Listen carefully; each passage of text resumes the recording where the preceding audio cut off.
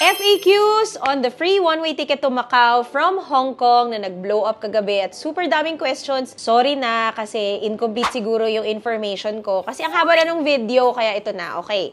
Anong dapat dalhin kapag mag-a-avail ako ng free bus or free ferry? Need to bring your boarding pass and your passport at all times. Why? They will check kung saan ka galing. Dapat ang landing mo ay Hong Kong. Paano ba yung free bus to Macau? To be able to avail the free bus, need to get it on the day of your arrival to Hong Kong. Meaning, hindi ka na mag-HK immigration. Diretso ka na sa SkyPair Terminal Coach Ticket Counter E2 to get your free ticket. Meaning, do not complete immigration or even collect your baggage. Kasi once you pass through the Hong Kong immigration, hindi ka na pwedeng bumalik dun sa ticket counter at gamitin yung bus service nila going to Macau.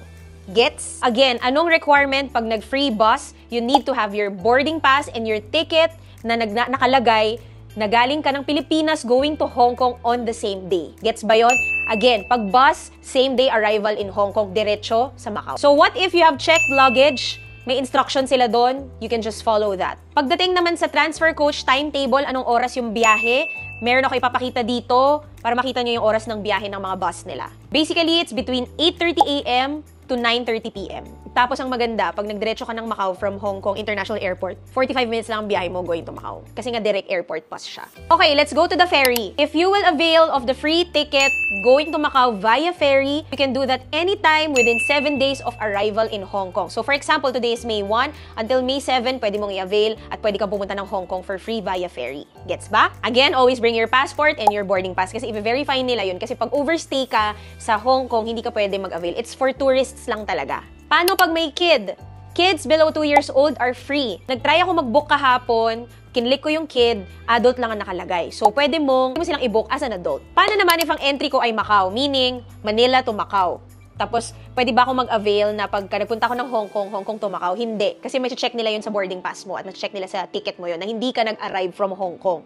So again, the key is you have to arrive from Hong Kong going to Macau. Paano naman ako uuwi? Kasi di ba free yung papunta. Syempre yung pabalik hindi na free, wag na tayong abuso. One way nga lang. Okay, pabalik, if you're still taking the ferry, you can book through Klook. Bakit Klook? Pwede naman dun sa website kung saan ako nag-book ng free. Pwede naman talaga. I-recommend kong mag-book kayo sa Klook kasi para magamit yung discount code ko na main Klook, at least meron pa kayong less dun sa babayaran nyo. Makakatipid pa kayo. At the same time, syempre tulong nyo na sa akin. Sa akin nyo yata nalaman na may free ferry to Macau eh, di ba? So tulungan nyo na lang din ako, di ba? Gamitin natin yung code. Ilang beses ko na ito nasabi sa mga videos ko that if you're staying in the central area, TST area, basta sa gitna ng Hong Kong, kung saan malapit yung ferry terminal, mag-ferry kayo.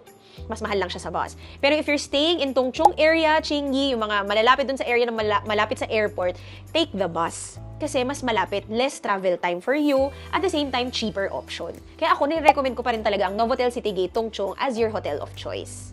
May nagtanong din sa akin, what if nakastay naman ako sa Novotel Citygate? Okay lang bang mag-ferry ako? Okay lang naman. Kung okay lang sa'yo na mag-travel ka ng 45 minutes to 1 hour going to the ferry terminal. Kasi that's another added travel time. So pag may kids ka, pag may senior na kasama, medyo nakakapagod yun. So I would suggest, if you will stay in Novotel Citygate Tung Chung, just take the bus. Hindi lang free, pero at least less yung pamasahe. 65 Hong Kong dollars lang yata, I think. If you still want to get the free one, kasi sayang din naman yun, at marami ka namang oras to go to travel and all, then so be it.